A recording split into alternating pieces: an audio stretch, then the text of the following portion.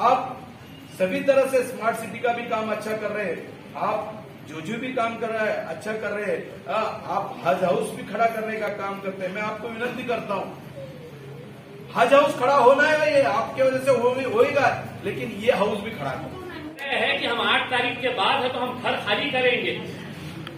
तो ये पूरे पुलिस वालों को, पूरे सरकार को और पूरे प्रशासन को हम चुनौती देते हैं कि तुम्हारे में अगर हिम्मत है तो आओ 8 तारीख के बाद। तो मैं आपको बोलता हूं कि कलेक्टर साहब का जो बंगला है बहुत बड़ा है।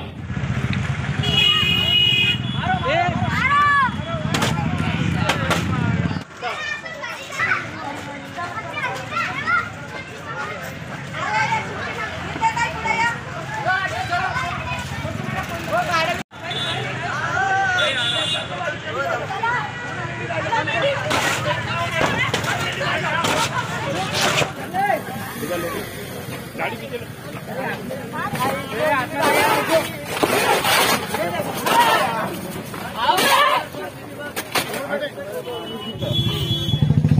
नंबर आहे 72. दिवाळीला फराळ खायला येणार आहे. काही काढतो दिवाळीच्या नंतर बघू ना आपण. दिवाळीच्या नंतर हमारे दम तक छोड़ना नहीं, ये इंशाल्लाह मैं यहीं रहूंगा और जो भी लोग आएंगे उनका मुकाबला करूंगा। मैं बुलडोजर भी आया तो उसके सामने खड़े हो जाऊंगा, मैं छोड़ूंगा नहीं उसको। बिल्कुल हमारी बात बहुत अच्छी लड़ेंगे।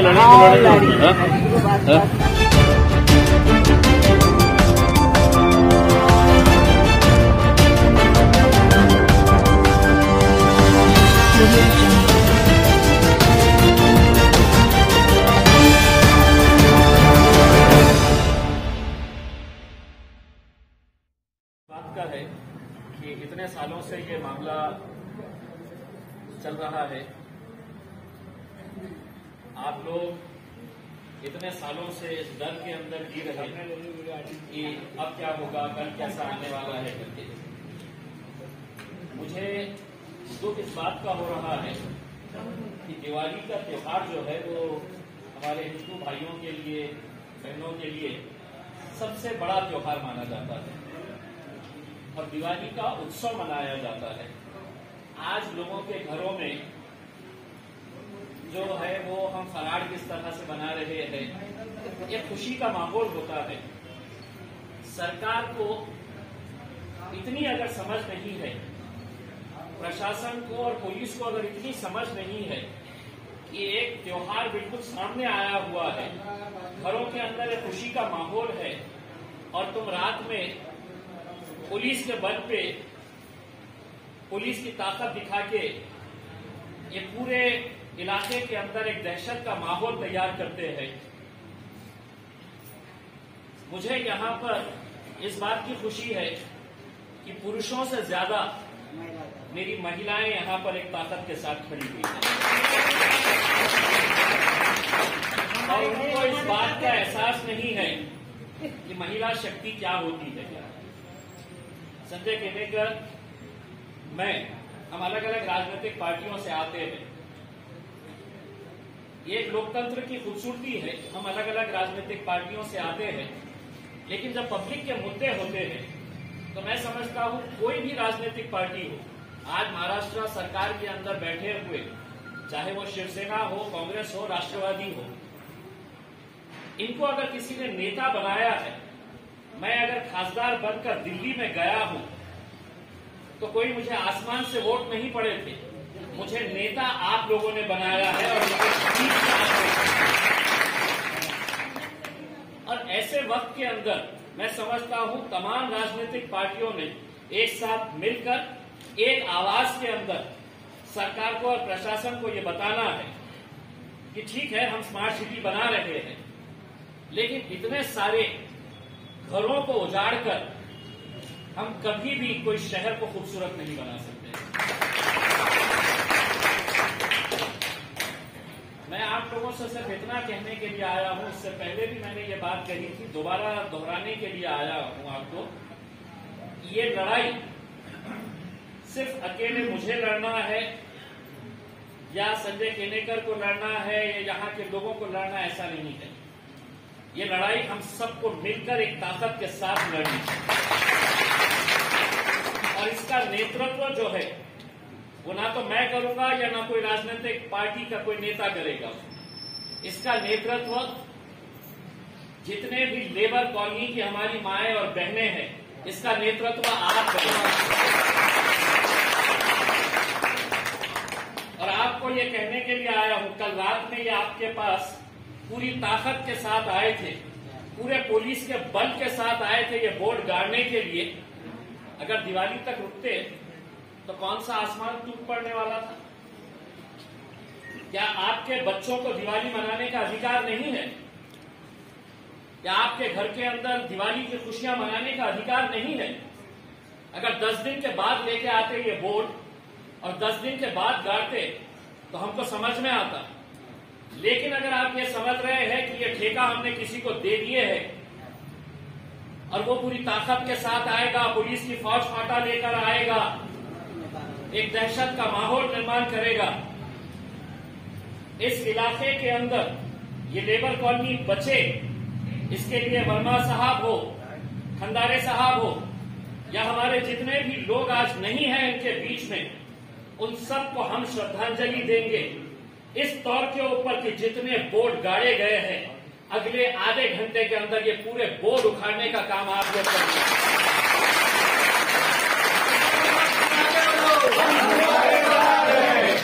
जिसको जो भाषा समझ में आती है उसी भाषा में बात करना पड़ता है।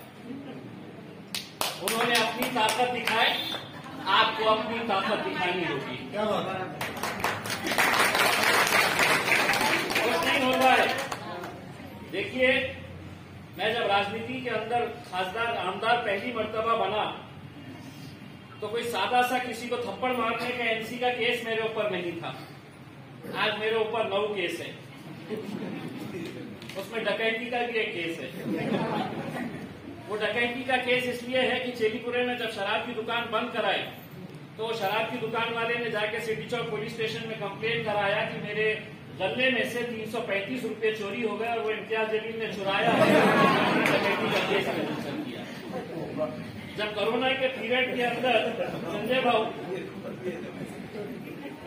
कोरोना के पीरियड में छोटे छोटे दुकानदारों को जब 24 दिन उनकी दुकानें सील करके रखी गई और उसके बाद जब उन्हें खोलने के लिए कहा गया तो लेबर कमिश्नर ने कहा कि 200 रुपये प्रति स्क्वायर फीट के हिसाब से हमको फाइन लगेगी। अब जो लोगों ने महीनों से उनकी दुकानें बंद की, 24 दिन लगातार उनकी दुकानों को सील लगाए थे, छोटे से छोटा दुकानदार जो सिर्फ मास्क बेच रहा था उसको भी 15,000 20,000 रुपये की फाइन। हम अच्छे से गए, जाके समझाए अधिकारी को कि भैया ये कहां से देगा पैसा। तो वो अधिकारी समझा कि मैं इनका सबका बाप हूं करके, तो वो मुझे कानून समझाने लगा। तो मैंने उसको बोला कि देख, जितनी अच्छी भाषा से मैं समझा सकता तेरे को समझाया, लेकिन तुझे समझ में नहीं आ रहा है। अब मेरी भाषा सुन, मैं तुझे समझाता हूं कि मेरी भाषा क्या है। तो ऐसा केस रजिस्टर किए कि इम्तियाज जलील ने हथियार लेके आया और हथियार का इस्तेमाल किया। आता माझी जीप का हथियार रहेगा।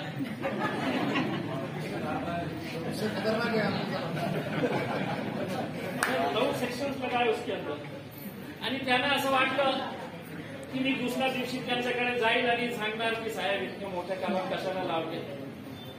मी दुसऱ्या दिवशी पत्रकार परिषद घेतली आणि त्यांना सांगितलं की तुम्ही या लोकांवर असंच अन्याय करत राहणार असेल तर मी पुन्हा असंच करणार आहे। तुम्हाला जितकं केसेस लावायचे आहेत माझ्यावर ते तुम्ही लावा।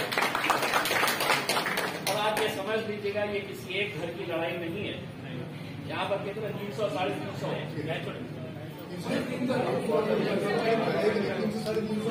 अगर 300 350 घरों की अगर हम बात कर रहे हैं, उनके पूरे परिवार वालों की अगर हम बात कर रहे हैं, तो ये कल रात में आपके पास जो आए थे वो आपकी सहनशीलता कितनी है, आप कितना डरते हैं।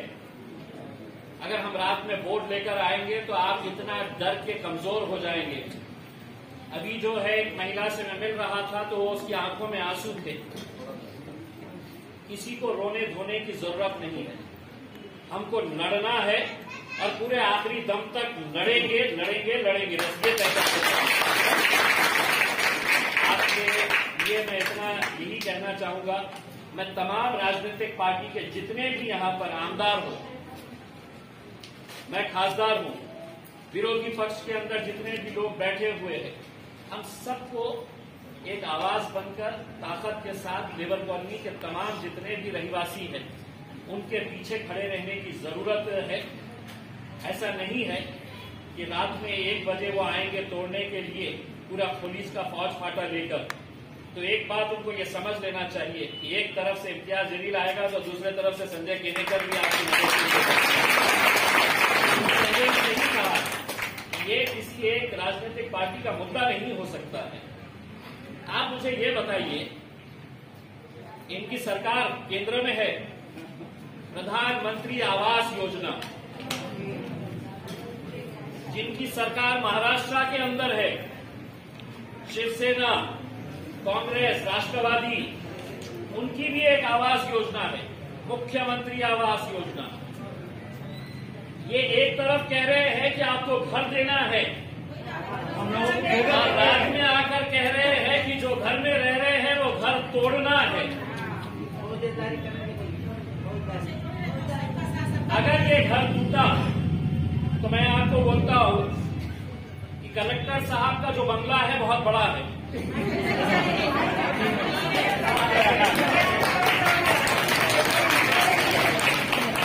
डिविजनल कमिश्नर साहब का बहुत बड़ा बंगला है, इतने नहीं गोलियां बिस्तरा लेना क्या बोलते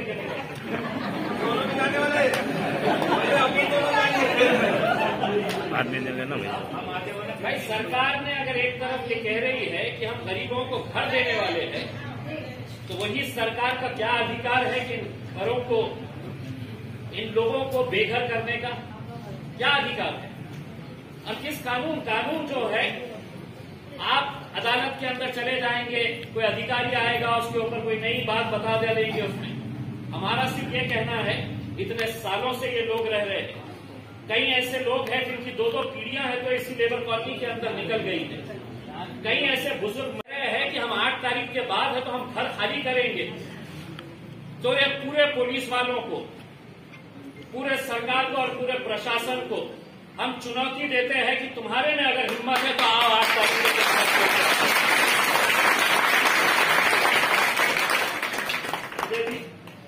मेरे ऊपर 9 हो गए, तुम्हारे पे कितने?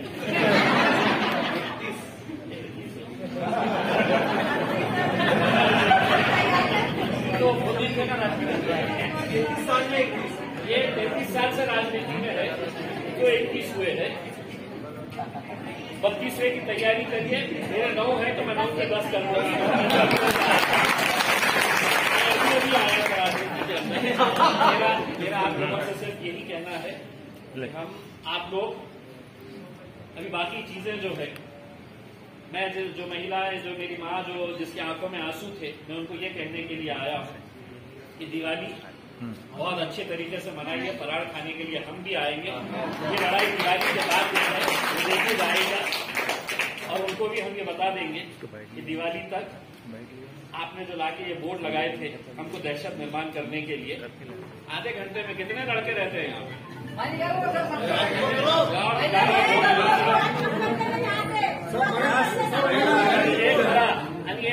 मीडिया वाला यहाँ से शुरुआत करिएगा। 2 भाई है तो क्यों डरेंगे? 2 भाई पीछे ना आप हमारे। क्या बात? शुरुआत यहाँ से करते, आपके जाने के पहले ना बोर्ड टूटने वाला रहेगा।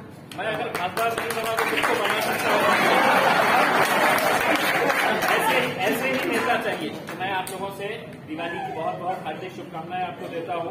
दिवाली तक आप किसी तरह की चिंता मत करिए। अपने प्रशासन को कहेंगे ना हम तुम्हारे पास आएंगे न तुम हमारे पास आओ। दिवाली के बाद बैठेंगे, इसके ऊपर चर्चा करेंगे और जो भी रास्ता अच्छा हो सकता है वो रास्ता हम निकालेंगे। बहुत तोड़ दो मगर आराम से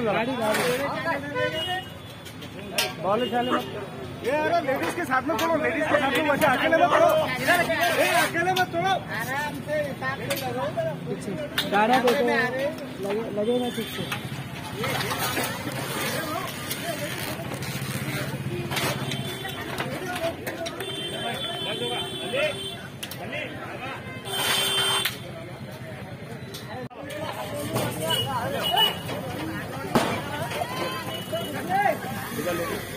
गाड़ी पीछे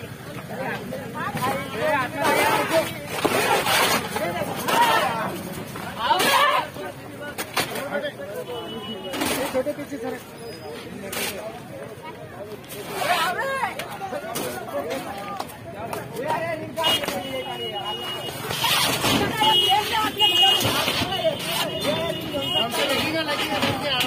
लगेगा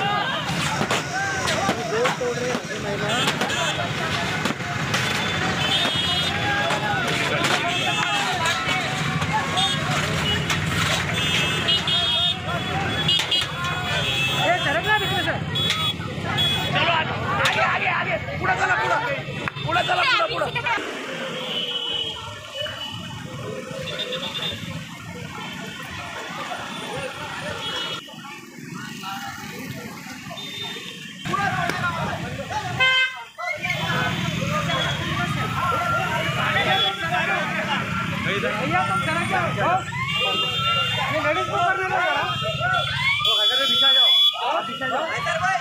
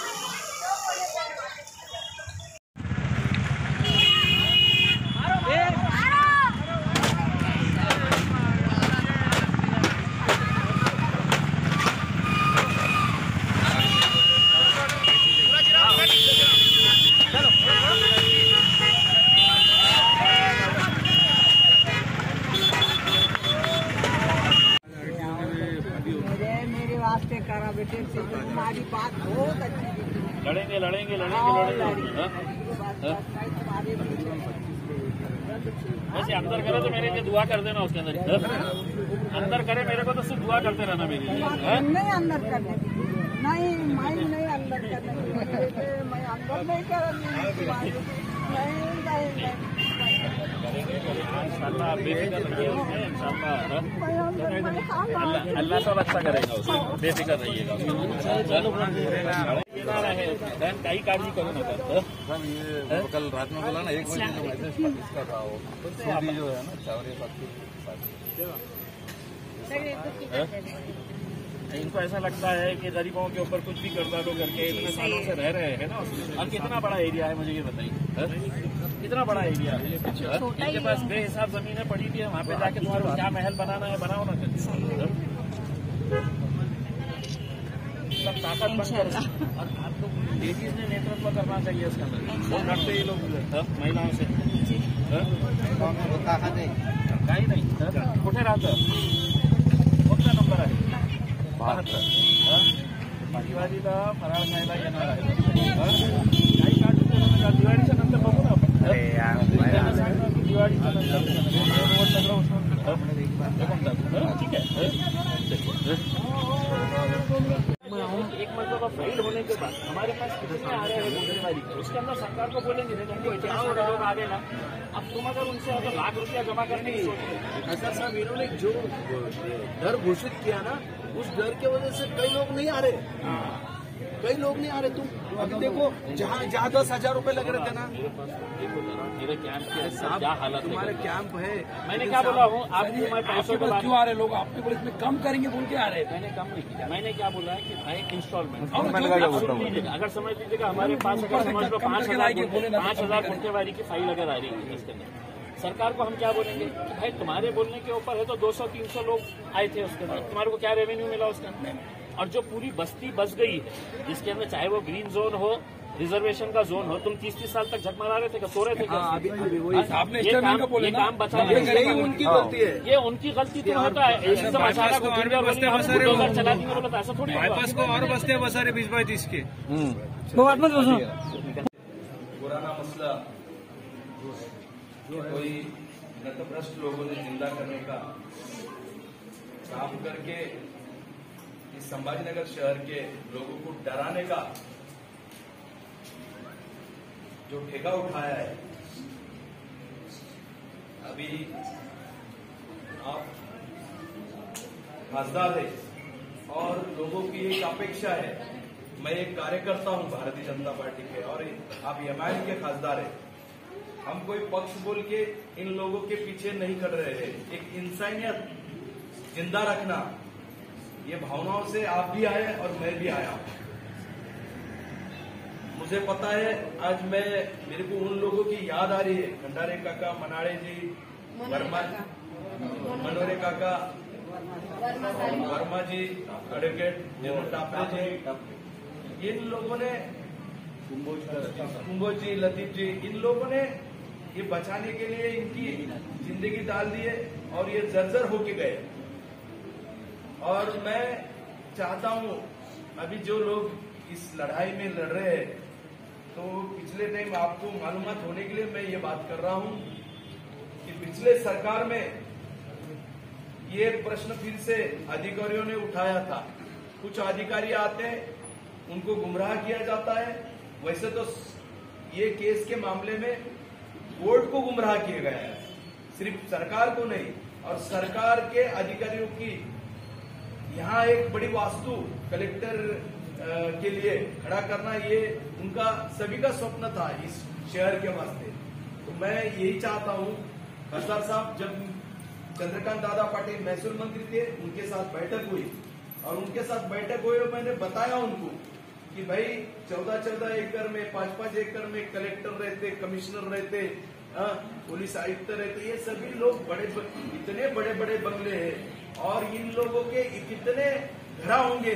ये अगर एक छोटे से जगह पे एक आशियाना इनका खड़ा कर दिया तो कुछ गलत होने वाला नहीं है।